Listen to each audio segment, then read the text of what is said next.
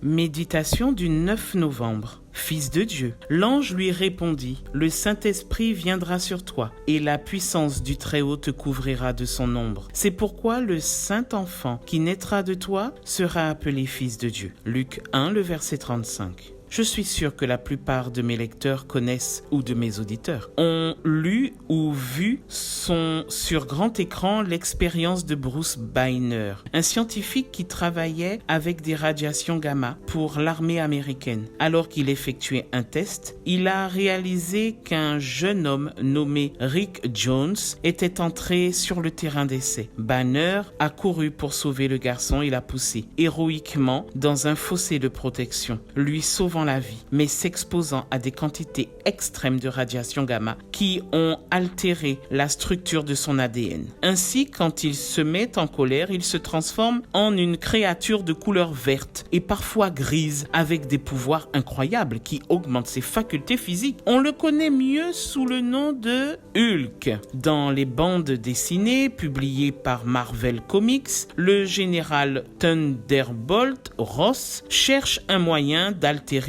Hulk dans l'espoir de le livrer à la justice et de le détruire complètement. C'est pour cette raison que Bruce recherche assidûment un remède à sa situation particulière et essaie de rester aussi calme que possible. Si tu n'as pas vu Avengers Endgame, lis soigneusement ce qui suit. Au fil du temps, Bruce se rend compte qu'au lieu d'empêcher Hulk de se manifester, la solution consiste à unifier les deux personnalités pour donner le professeur Hulk. Bien sûr, la double personnalité de Bruce Banner est une pure fiction créée par le génie de Stan Lee. Mais la Bible rapporte le fait que Jésus, le sauveur intentionnel et volontaire de l'humanité, possède aussi deux natures. Il est venu sur terre pour racheter l'être humain de ses péchés, est né d'une vierge pour revêtir la nature humaine, mais tout en restant Dieu, 100% humain, 100% divin.